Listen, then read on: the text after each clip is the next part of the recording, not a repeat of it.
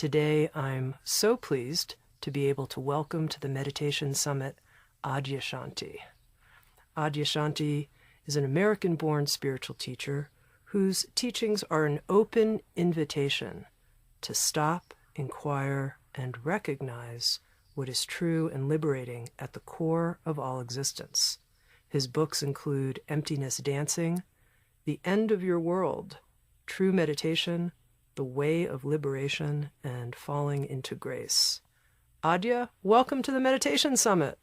Thanks, Tammy. It's nice to be part of this with you. To begin, Adya, to set the stage for this session, which is on something you call true meditation, I'm wondering if you can talk a little bit about your own experience as a Zen meditator for 14 years. And in your books, you talk about how you discovered that you failed at meditation. And yet here you are as a spiritual teacher, having written a book and created audio teachings on something you call true meditation.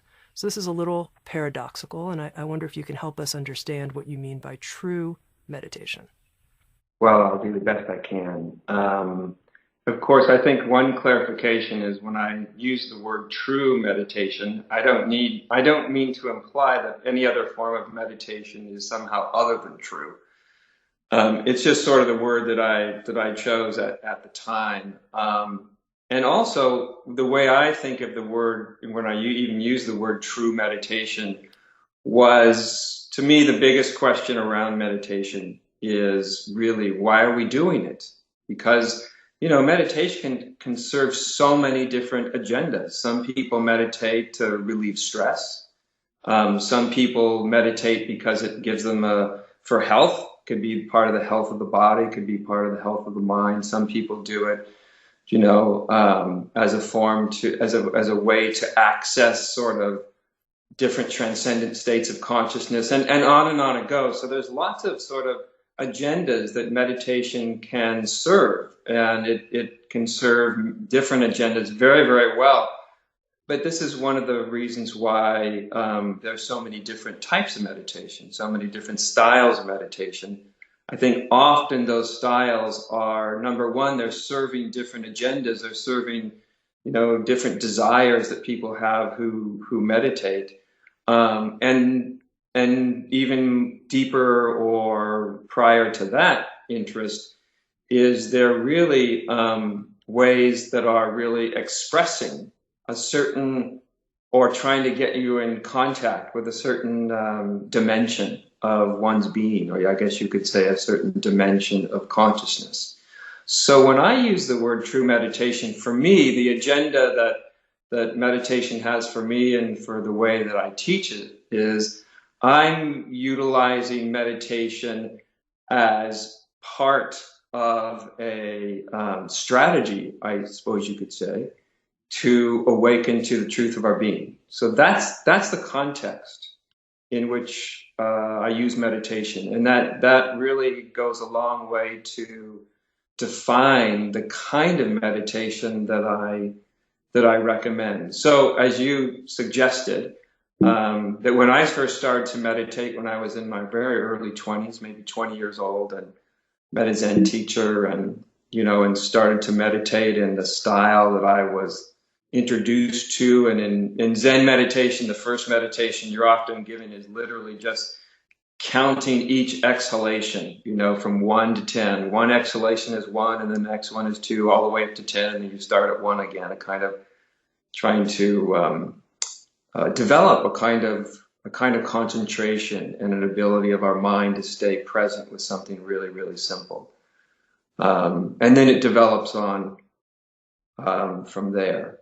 But when I started, this idea of like trying to hold my mind, at least the way that I understood it, on a particular kind of object of focus. The object of focus for me early on was my breath, which is another traditional kind of Zen focus, and not only Zen, but many forms of meditation utilize the breath. And I found, at least initially, I found it very difficult. I found myself, I think, like a lot of people do, you count to 5 and then all of a sudden you get lost. and that makes you kind of frustrated. And so I'd start again. And so this way in which I was trying to hold my mind very still or very one pointed, the effectiveness of that would kind of come and go from day to day. Sometimes I'd be more effective, sometimes less. The reason that I say the way I approach meditation actually came out of my own failure to meditate, certainly the way that I had wanted to, which was, again, this is a long time ago. This is over 30 years ago. But no matter what my own teachers suggested to me, which they often suggested that I kind of have a much more relaxed and open and spacious kind of attitude. But, you hear so much in meditation about not succumbing to the mechanisms of the mind. And so I was trying to kind of block out the mind. And as anybody who really does that is, you tend to fail at doing so. Even worse than failing at it is getting really good at it, because then that just means you've learned to suppress your mind, which is actually worse than actually being able to fail at suppress your mind. So I kind of failed at being able to suppress my mind. So over time, I just sort of started to follow a kind of my own intuition and started to pay attention of what seemed to be working for me and not working for me. And what I found was when I started to really sort of relax this idea of, instead of trying to focus on a particular object, whether that was my breathing or some physical point in my body or a visualization or all of those kind of things, that when I kind of relaxed into a kind of natural state of awareness, that became my question. Like, what is a really natural, uncontrived state of awareness or state of being? And what I found is the more I kind of relaxed into something that felt really natural to me, even though sometimes I would still get lost in my mind, especially initially, but I found that it actually started to work much, much better for me when I relaxed into a natural state rather than trying to create a state of focus or a state of attentiveness or a state of being present that I was trying to impose upon my experience. And so bit by bit, I kind of just transferred into this different way of approaching meditation. Again, the difference was the way that I personally was approaching it. Like I said, my own teachers weren't necessarily trying to get me to get really good at concentration. I suppose that the way I was understanding it at the time, the way I was capable of understanding it. And now that I'm, by the way, what I found is when I relaxed into sort of a natural state of awareness, which was its own sort of meditative inquiry. What is the natural state of my own being? What is a natural state? And by natural, I meant kind of, uncontrived, in the sense where we're not trying to force ourselves into a particular way of being, a particular model of meditation. We're not trying to, really what it is what happens when we let go of trying to control our experience. That's the bottom line. And I found that there was this very vivid, kind of very open and very available or spacious state of awareness that was really uncontrived, in the sense that I didn't have to do anything to produce it. What I had to do is kind of almost more like intuitively feel my way into it, and kind of use my intuitive capacities and also my capacity even in the body to kind of sense into something that just felt inherently natural. And so as a teacher, when I talk about meditation, one of the ways that I try to describe this, what I call true meditation, is really trying to just the attempt to kind of, number one, sentient into the natural state of our being, the natural state of our awareness.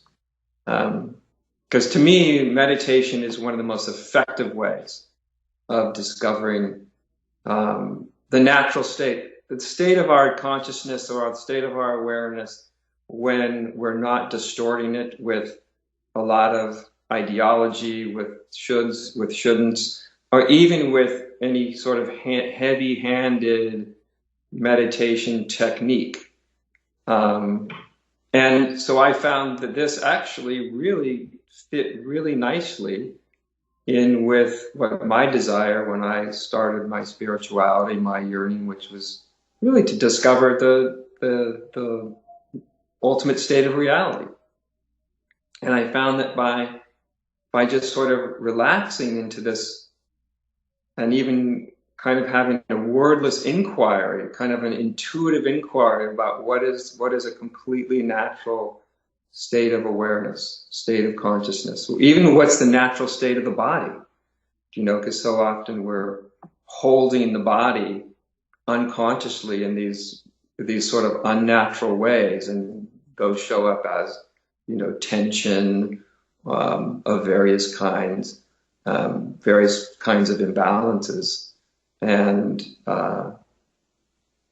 so to approach meditation itself as a way of wordlessly exploring what our natural state of being might be, almost like an unconditioned state of being might be, this is the way that I really utilize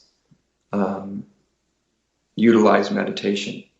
That becomes the focus, and there's not a goal to it. You see, so often, at least in the forms of meditation that I was trying, my mind would make whatever the technique I was given into a goal. Like I would have some idea of what my mind was supposed to be like, or what kind of state I was supposed to get into. Whereas the kind of meditation that I'm talking about it's not a goal. You're not striving towards any goal of how you think it should be. Instead, you're actually engaged in a kind of moment-to-moment, wordless inquiry or wondering, you could even say, about what the natural state of our own awareness actually is. So it kind of begins with just a sense of being able to just relax.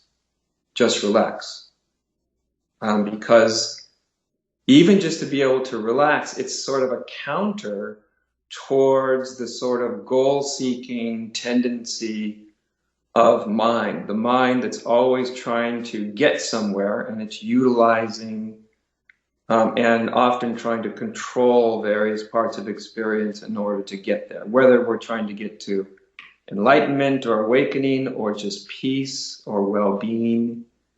I think if we really look at the nature of a lot of the ways that we can meditate, that a lot of those ways involve a kind of control.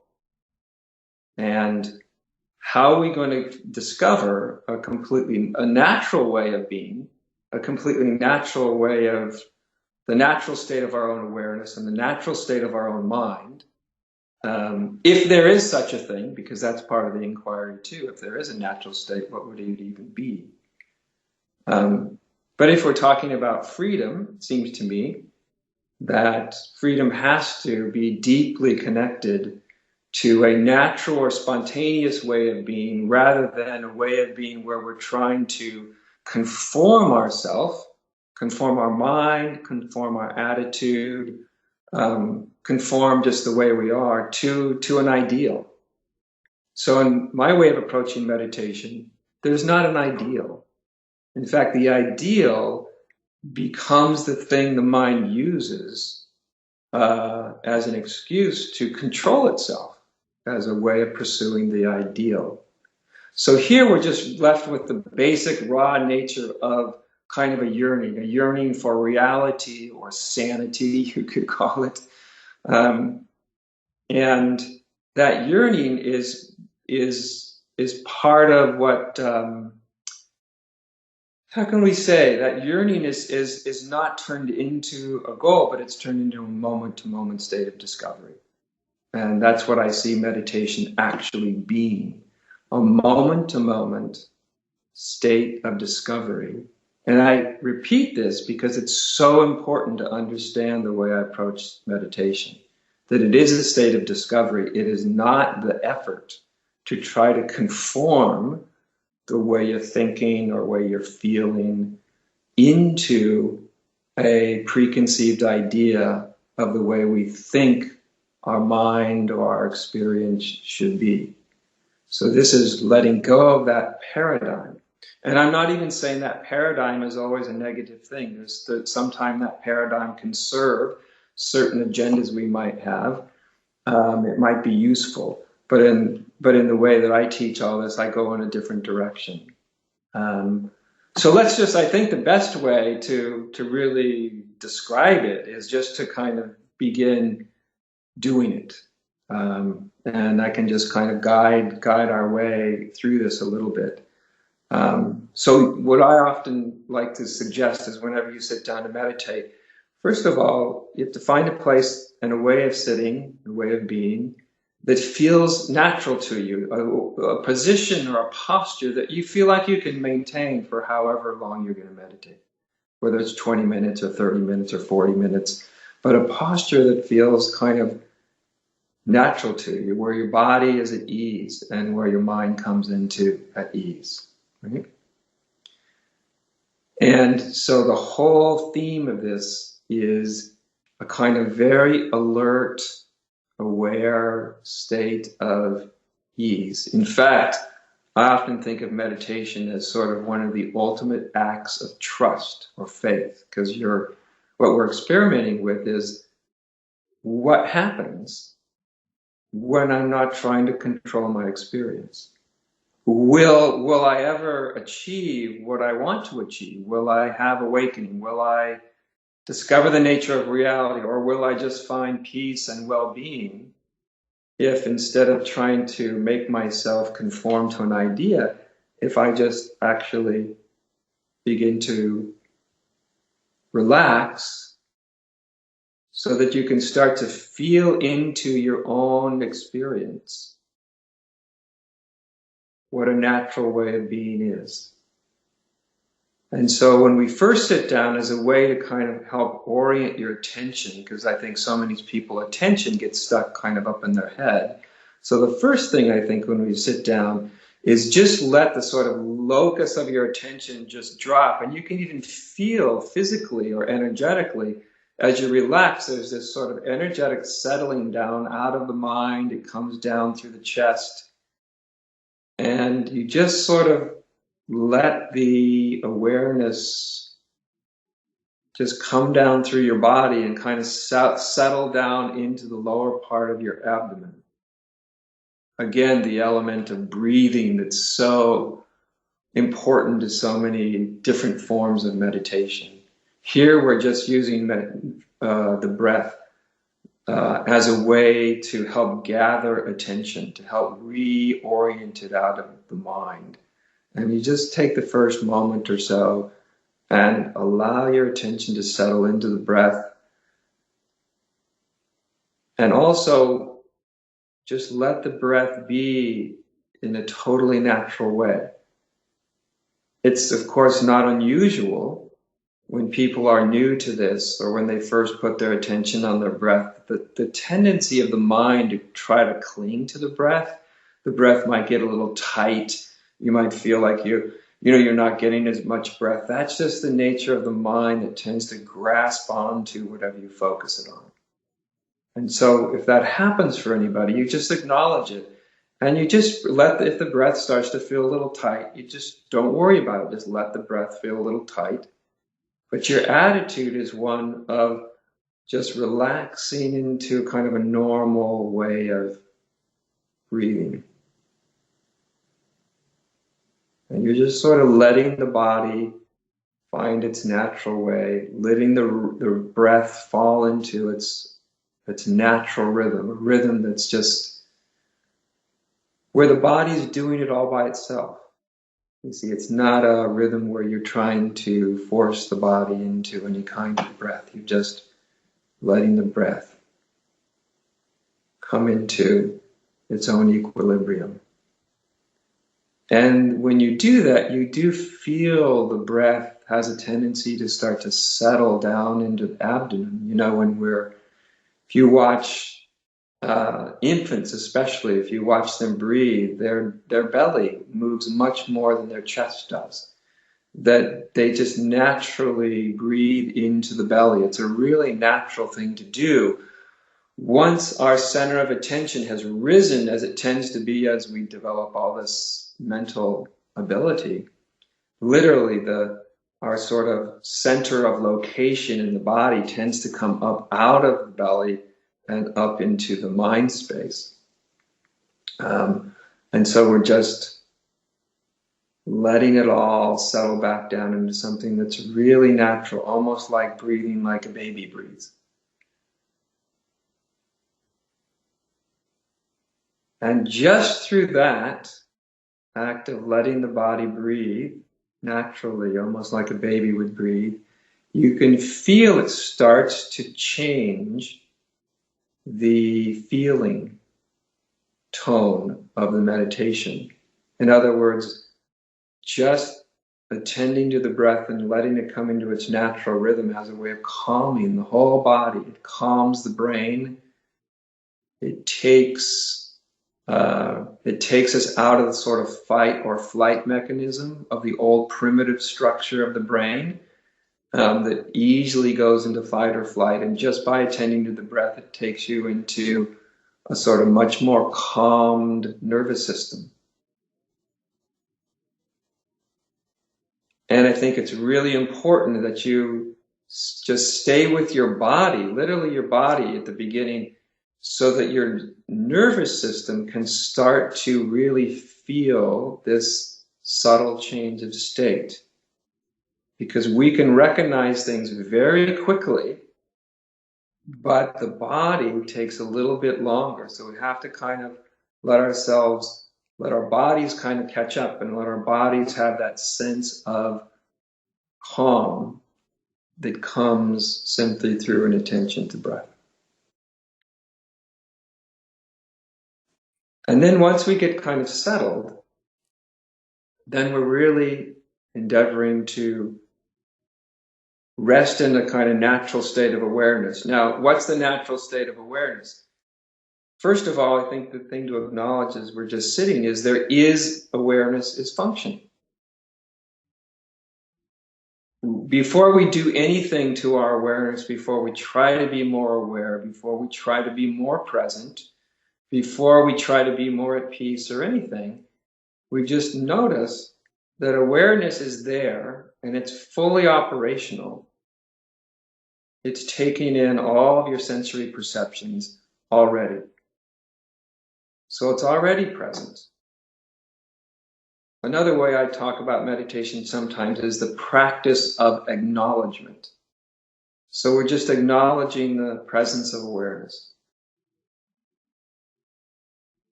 We're not trying to do anything with the awareness. We're just acknowledging it. That awareness is here.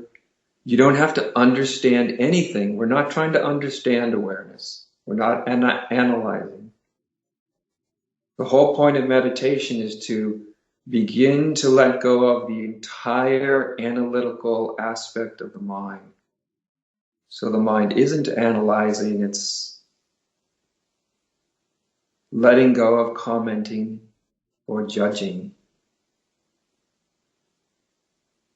And even if the mind is doing some of that, is doing a little analyzing, you notice that even the mind is something that's just occurring within the space of an already existing awareness. And so we're sensing into that, the feel, the intuitive sense of the natural state of awareness. And you notice you can almost, when you really just ease into it, there's sort of a feeling of presence or a spaciousness that you might even feel in the room that you're in. And also there's a way in which the body itself, in other words, the way the body feels, has an intimate relationship to how deeply we are in touch with our own awareness. In other words, the body has a way of responding. It relaxes, and it often there starts to become this subtle sense of aliveness through the body, which is sometimes called a kind of presence. It's just a subtle sense of aliveness or a sense of just being present. And you see, we're not trying to do any of this. We're not trying to be more present. We're not trying to make anything happen. We're just noticing what does happen as we begin to acknowledge awareness.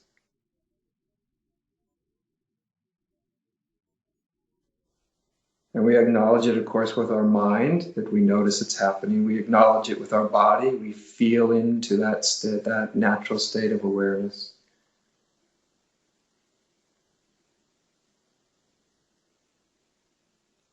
And we're really looking at, and when you start to settle a little bit more, then you can just see if there's any way, even very slight, that your mind or your body is trying to control experience. Sometimes your body is going to be controlling experience just because it will have a little tension somewhere. And instead of even trying to let go of the tension, you can almost do something more like ask your body, is it necessary to control right there where that tension is? Is it necessary? Because contraction is a way of the body's kind of also trying to control. And you're just asking the body if it's necessary to do that. And the body doesn't speak in concepts. The body speaks in sensation. It will either tighten or it will loosen, or it will stay neutral. That's the language of the body. It's not the conceptual language. It's a different language. And so as we just explore this, as we're now what we're really doing is resting as awareness. We're not trying to utilize awareness. We're not trying to make it in a particular way. We're actually endeavoring to we're joining with the natural state of our awareness. We're just joining with it until it almost feels like, or it completely feels like, we are just becoming that awareness. Now, of course, the mind can still have its thoughts. Sometimes minds will be thinking more than other times. And even if your mind's thinking, one of the difficulties a lot of meditators get themselves into, I did this myself for some years, which is we're too focused on the mind. We're too focused on if the mind's noisy or quiet or what it's thinking. And so I suggest, instead of making meditation about the mind, even if there's thoughts, you just acknowledge, oh, the mind's thinking. But that thinking is occurring within awareness. And you can check in for yourself, is awareness itself trying to stop the mind from doing whatever it's doing? Or is it the mind that goes into conflict with the mind? In other words, it takes a thought to say, I shouldn't be thinking so much. That's a thought. That's one thought in competition with other thoughts. But what about the natural state of your own awareness? Does your own awareness, is it at odds even with a thought? Or if you have a particular feeling, the feeling is happening within the space of awareness also. Does awareness have a problem with any feeling that arises? Your mind may have a problem, of course.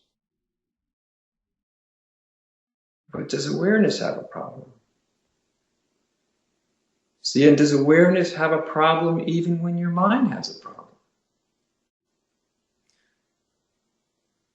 So I'm just kind of putting out some hints about what it is to kind of rest. It's not just resting in the natural state of awareness as a goal, but as we're resting, we can actually start to notice the relationships that are occurring between the mind and the body and awareness. And we're all very familiar with the mind's relationship to the body and to life in general. Some people that are more sensitive become aware of the body's relationship with life and with experience. The body can open, it can contract, it can become a happy body or a confused body or a sad body. So our bodies has its own relationship with the experience of being. And meditation is really nothing more than exploring the experience of being.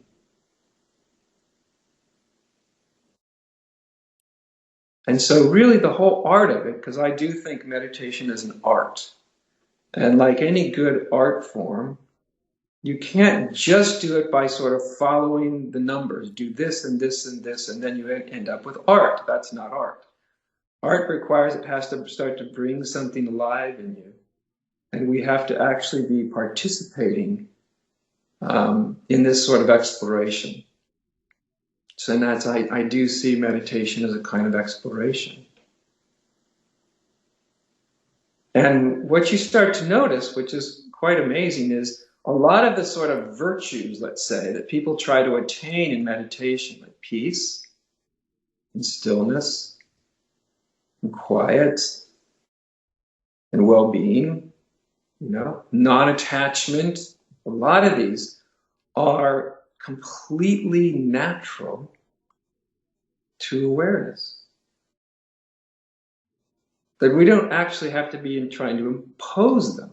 In other words, we're just discovering them. We're just discovering that they're just a natural, because the more we attend to the natural state of awareness, the more these more, I guess you could say, virtuous or perhaps a bit more pleasant byproducts of the natural state start to become part of our experience. The calm and the peace and the openness. And you see, nothing is opposed. So even if sometimes in meditation you'll have some difficulty arise, it can be a busy mind, but it can be some sort of emotional pattern that may arise, because when we're resting in the natural state, we're also relinquishing our conscious and unconscious efforts to suppress what may be going on within us. So as we come into a more natural way of being, we're actually letting go of these tendencies to repress. So you never know what might arise in your experience when you're no longer suppressing. But the reference for how to be with it is not in your mind. It's not in an image of what meditation should be like. The reference is always back into your own awareness. What's awareness's relationship with what's happening? And I think the deeper this goes, there's this wonderful paradox that you come into, that awareness's relationship with any moment is at once quite unattached, but it also has a profound intimacy. In other words, awareness isn't distancing itself from what happens. Now, if you turned awareness into a goal, and you said the goal is to be in this very spacious, wide, open, lovely state of awareness, as soon as you make it that as your goal, then you can be actually discounting or even suppressing a lot of things that don't conform to that goal. And how are we ever going to find freedom? By using a very unnatural means to get there. So we're looking into the state of freedom that's available from the very outset. And we're seeing how it relates to each and every moment, that it is at once unattached, but it's also deeply and intimately and closely present with what arises.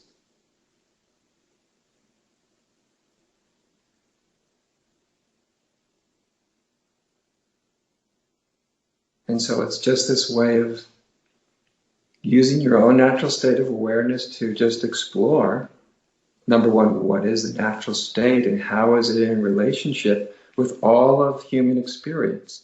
And you'll find it has this very benevolent relationship, and also that has this way of which there's, when we're resting more in that open natural state of awareness, we have much more access to kind of spontaneous moments of understanding or an insight, whether that insight is into the nature of reality or that insight is simply into the nature of what's currently arising in our experience. A lot of deeper understanding can happen just by engaging in this kind of meditation where you're not even necessarily seeking to have deeper understandings, but you're totally available to them and you're absolutely willing to have them.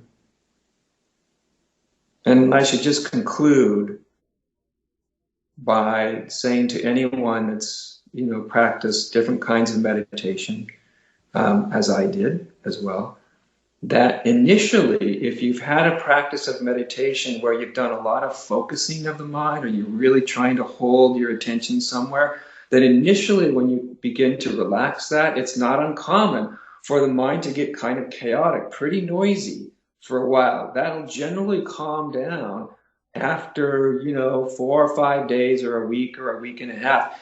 This is because when you've tried to conform the mind, when you let go of trying to conform the mind or control it, it tends to almost have a little bit of a boomerang effect. So it goes from a controlled state to a little bit more noisy state for a while before it also kind of comes into its own natural rhythm. So when people try this kind of meditation, sometimes if they just stick with it for a week or so, they go through that kind of transition where their whole system is getting used to a different way of meditating, and their mind is getting used to a way that's not so, doesn't depend so much on concentration as it does depend on being present in the way that awareness is already sort of naturally present. So that's the way that I meditate. That's the way that I teach about meditation. It's very, very simple at its core, extremely simple. And because it's simple, it doesn't really, it's hard for the ego to get in there and do much with it because the simplicity of it makes it hard for it to become sort of a device of the more egoic impulses and what the ego might want or not want.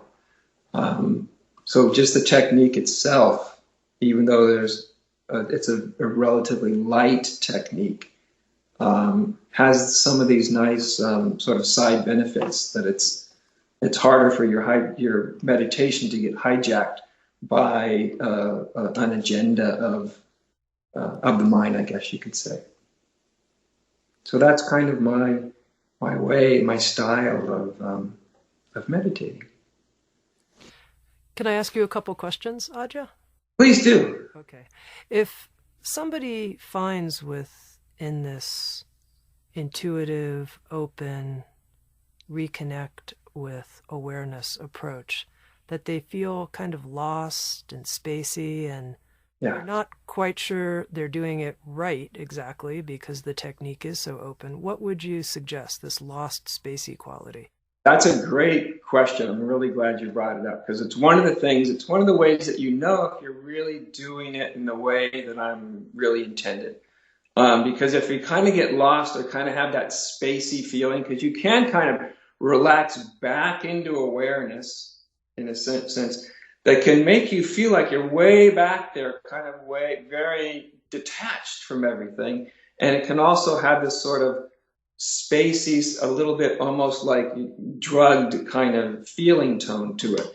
And that's something you want to be aware of, because I'm not talking about necessarily relaxing way back in and out of experience. I'm not, even though it can sound similar to some of that kind of meditation, it's really not, because the natural state of awareness isn't really out far way back. That's a mind agenda to push consciousness back into some other, a little more disengaged. I find that the natural state of awareness is actually very engaged.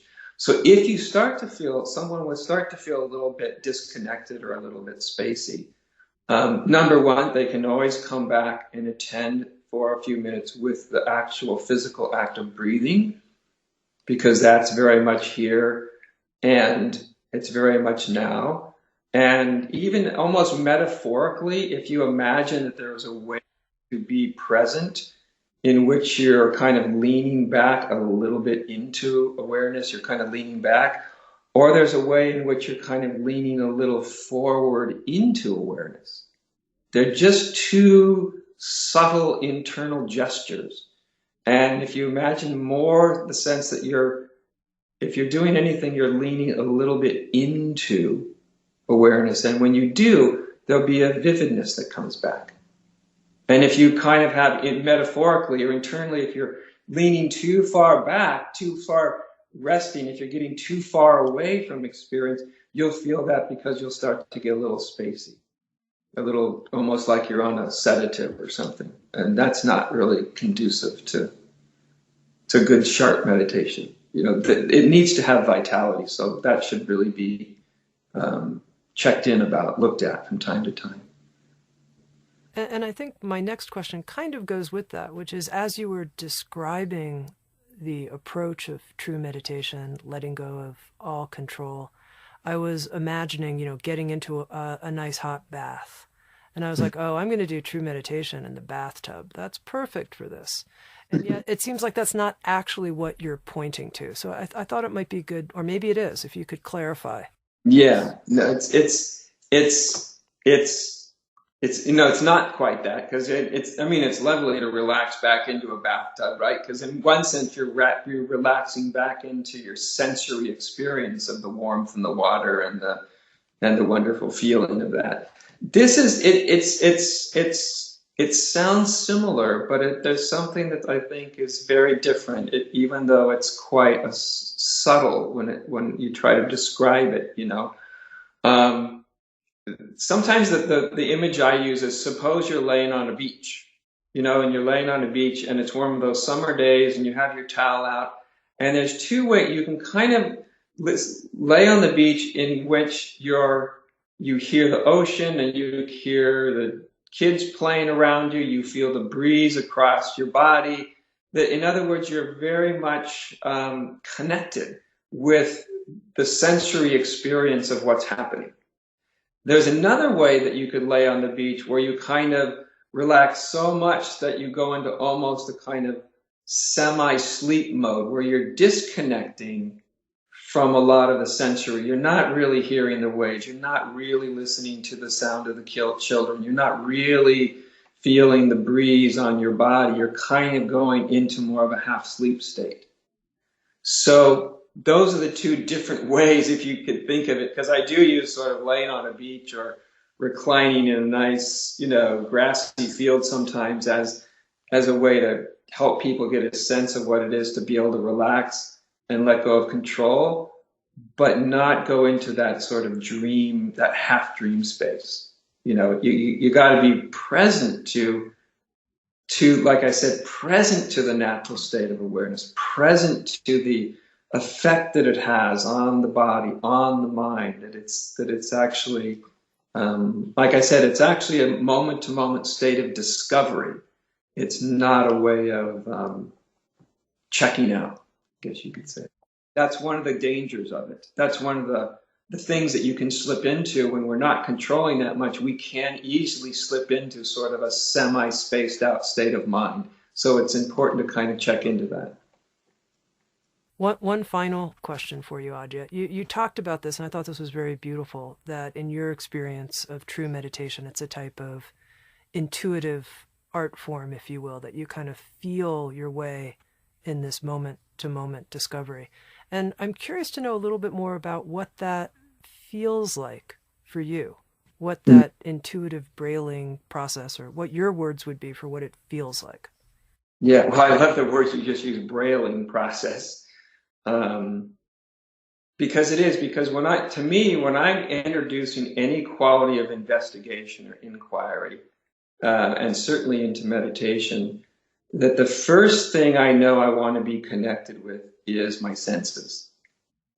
Because of course, all this can take us beyond our senses, and sort of the deepest state of reality may be rooted beyond our senses, but our senses are a really, really important part of staying present. So when I'm asking someone to sense into the natural state of awareness, I mean, certainly awareness is beyond any experience we have, because experiences change all the time, from good to bad to something in between, and all of them are happening within awareness. And yet, as soon as we bring a kind of consciousness to awareness, so that all of a sudden now awareness is operating in a conscious way, it has an effect. It feels a certain way. So as I said, the body kind of does start to come into a more relaxed feeling. The body starts to feel more spacious. The feeling of space around the body also becomes more acute. You become more aware of it. When I start to ask, what's awareness's relationship, say, with a thought? Then I'm just watching a thought arise and seeing what awareness's relationship. Does it move towards the thought? Does it move away from the thought? Does it stay in just a balanced state? Do you know? So, it's one of these things that you kind of have to experiment. So you start to develop your own feel for it. You can't teach someone necessarily how to have an intuitive feel, but you can say, hey, you have a body, and you can use that. That's how you're sensing. You're using that body, part of the physical body, and then there's even, as you get quieter, there's almost like an energetic kind of aspect to the body, a kind of presence aspect, and you're utilizing that.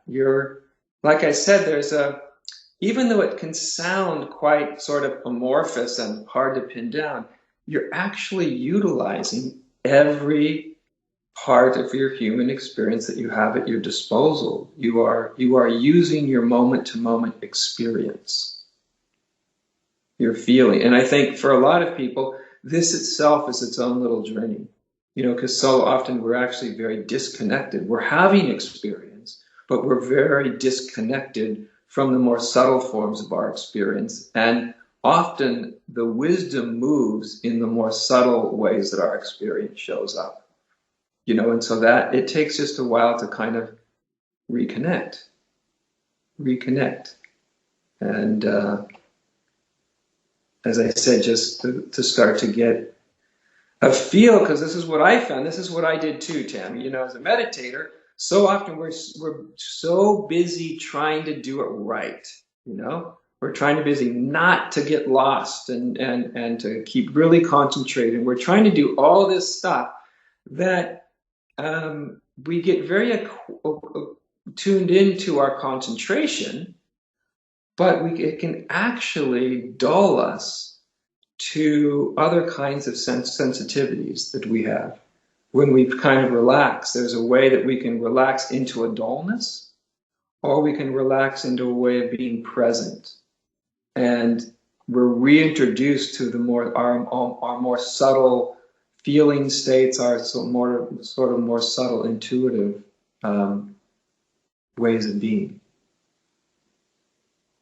It's sort of one of those things that you learn it by doing it. It's like walking. No one can tell you how to walk when you're 1 year old. They just put you on your feet and say, hey, this is kind of how you give it a try. What I try is when people kind of approach it like that, Initially, they're a little bit concerned because they're like, no, I need the rules. I want exactly what am I doing? Exactly, well, exactly what you're doing is exploring the natural state of awareness. That's what you're doing. But beyond that, um, I think so often what we get confronted with is how much we distrust ourselves, actually, Tammy.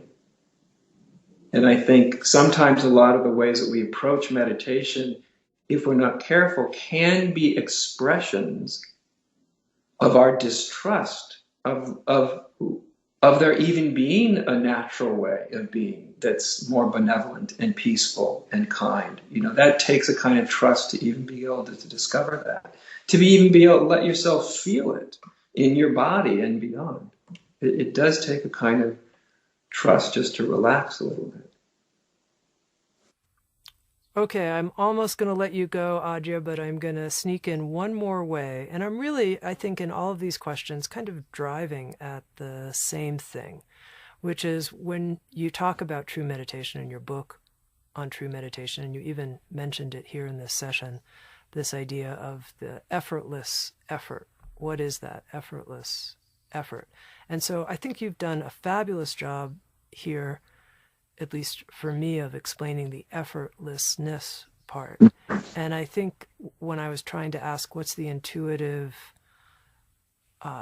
navigating way, I'm trying to get at what would you describe the effort as? What's the effort part for you in true meditation?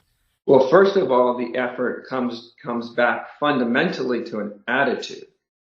So the effort is to actually be present.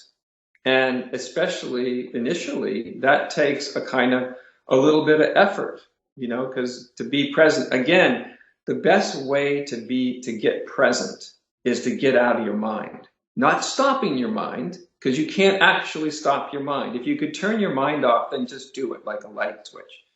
But you just sort of reorient towards something else. So in this sense, we're reorienting towards meditation. That takes a kind of intention. That's an effort. It takes a willingness to be present, to really want to know and experience what's happening. That's an attitude, but that's kind of a way of leaning into. That takes an effort. It can sometimes take an effort if your mind, the mind does have this natural tendency, or it's not so natural, it's actually trained into us to analyze things and to judge things. And it can take some effort to go, wait a minute, no, that's not really what I want to be doing as I'm sitting here. I can't necessarily stop my mind from analyzing or stop my mind from judging, but I can certainly decide where I put my attention. I can certainly decide whether I deem my mind, whatever it's doing, whether it's significant or important or unimportant. All these are actually very small acts of intentionality. And in that sense, they're actually small acts of effort, you could say. So because it does take effort to be present, to just to be here. It's like the difference between when you're talking to someone and you realize it's very important for you to be really present. There's a kind of effort you put into being really present, ears wide open, actually listening to what someone's saying rather than what you want to say next. We do have these references of what it is to be present, and the fact that it often takes a little bit of effort to do so. Like I said, if you're just trying to be very present for the act of a conversation, it requires that you bring more, that you literally go, okay, I'm really going to listen here. And that's another way that I think of meditation is the art of listening. And listening deeply takes an effort. You are paying attention. You're not just spacing out. You're literally paying attention to the state of listening, because listening is just another thing that consciousness or awareness does also, is it's listening. But that takes a kind of effort, if you want to use that word as well. So again, I absolutely understand what you're driving at, Tammy, because we're dealing with something that's quite subtle, actually, or a paradox to say to make an effortless effort. That's a paradox, and of course, we want to have that paradox um, explained. But what I would say is it's not quite as unknown to us as we imagine. Like I said, we all know the difference between really paying attention to a conversation and listening, but not really being that present, or looking out over a scene in nature or something, and we can look at it and not really be there, or we can look at it and really be there and really be looking at it, and the changes of the colors, and that takes a kind of, I would say, more than effort. What it takes is a kind of interest. When you're interested, the proper effort will naturally follow. And to me, meditation in one sense is also the practice of being very, very interested. And so that's how I would translate maybe the word effort into a profound interest into the nature of our being, and also into the nature of our moment to moment unfolding experience. Adya, thanks for bringing true meditation to the Meditation Summit. Thanks for bringing yourself. And, I always love talking to you. Thank you so much.